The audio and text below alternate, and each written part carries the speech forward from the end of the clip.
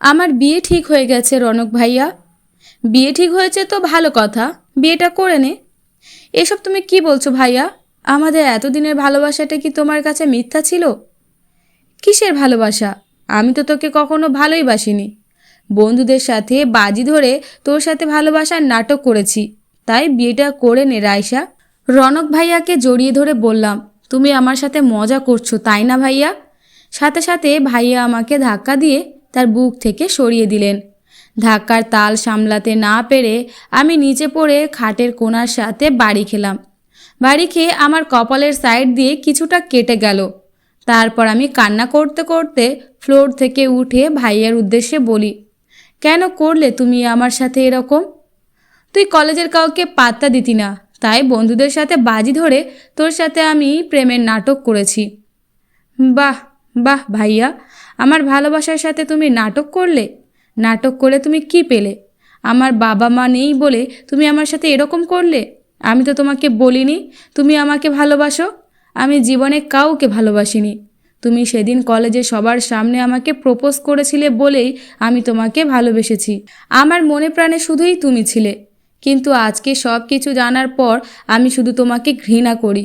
আর হ্যাঁ, আমি বিয়েটা করে তোমার থেকে অনেক দূরে চলে যাব। একদিন আমার দহন তোমাকে পোড়াবে। এটা বলে আমি কান্না করতে করতে ভাইয়ার রুম থেকে চলে আসলাম। রাইসার বলা প্রত্যেকটি কথা যেন রনকের বুকে তীরের মতো লাগলো। কিন্তু তবুও সে এসব পাত্তা না দিয়ে নিজের ল্যাপটপ নিয়ে বসে পড়ল। রুমে এসে রাইসা বালিশে মুখ গুজে কাঁদতে লাগলো। সকালে ঘুম থেকে উঠে রাইসা তার রুমে বসেছিল। তখনই তার ফুপি এসে বলল তার বিয়ে ঠিক করে ফেলেছে। তার বাবা মা মারা যাওয়ার পর রাইসা তার ফুপির সাথে থাকে। তার ফুপি তাকে নিজের মেয়ের মতো ভালোবাসে। রনক তার একমাত্র ফুফাতো ভাই। ফুপির কোনো কথা সে অমান্য করে না।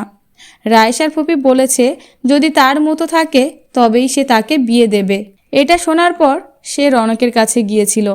এর পরেরটা তো আপনারা জানেনই। আজকে রাইসার বিয়ে। এই কয়দিন সে রনকের সাথে কোনো কথা বলেনি। রাইসাকে লাল টকটকে বেনারসিতে সাজানো হয়েছে। তাকে দেখতে কোনো অপ্সরী থেকে কম লাগছে না। কিন্তু রাইসার চোখের পানি যেন থামছেই না। বেহায়া মনটা খালি রনকে খুঁজছে। সে কোনো কিছু না ভেবেই রনকের রুমে চলে এলো। রনকের রুমে এসে বলল, ভাইয়া। কারো ডাক শুনেই রনক পিছন ফিরে তাকালো। পিছন ফিরে তাকিয়ে যেন সে সেখানেই আটকে গেল। কারণ লাল বেনারসিতে রাইসাকে পরিচ্ছেদ কোনো অংশে কম লাগছে না। ভাইয়া, আমি তোমাকে ভালোবাসি। এখনো সময় আছে, তুমি আমাকে ফিরিয়ে দিও না। কতবার বলবো তোকে আমি ভালোবাসি না? তুই চলে যা এখান থেকে। তারপর সে রাইসার হাত ধরে রুমের বাইরে এনে তাকে রুম থেকে বের করে দিয়ে দরজা লাগিয়ে দিল। রাইসা অসহায়ের মতো সেখান থেকে চলে গেল। রনক রুমে এসে ধপাস করে খাটে বসে পড়ল। তার মনে হচ্ছে সে তার জীবন থেকে কোনো মূল্যবান জিনিস হারিয়ে ফেলছে। তার বুকের বাঁ পাশে চিনচিন ব্যথা অনুভব করছে। মনের সাথে লড়াই করে রনক বুঝল যে সে রাইসাকে ভালোবেসে ফেলেছে। তাই সে দেরি না করে দ্রুত চলল রাইসার কাছে, তাকে রনকের জীবনে ফেরানোর জন্য। কিন্তু ততক্ষণে অনেক দেরি হয়ে গেছে। সে গিয়ে দেখল রাইসার বিয়ে হয়ে গেছে। তাকে শ্বশুরবাড়ি নিয়ে যাওয়া হয়েছে। কেটে গেছে বেশ কয়েকদিন। রনক এখনও আগের মতো কারোর সাথে কথা বলে না। তার চুলদাড়ি বড় বড় হয়ে গেছে। তার ড্রেসিং লুক আর নেই। সে ব্যালকনিতে বসে হাতে গিটার নিয়ে গাইতেছে। একাদিন ফাঁকা রাত নিভেছে আলোয়, তুই নেই কেউ নেই লাগছে না ভালো, তোর নাম না জানা অভিমানে কত দূরে ভাসা যায়, আমি চাইছি তবু পারছি না তো থামাতে আমায়। তখনই কাঁধে কারো ছোঁয়া পেয়ে রনক পেছন ফিরে তাকালো। পিছনে সে রাইসাকে দেখে সে তাড়াতাড়ি গিটার ফেলে রাইসাকে জড়িয়ে ধরে কান্না করতে বলল, আমি অনেক বড় ভুল করে ফেলেছি রাইসা, আমাকে তুই মাফ করে দে।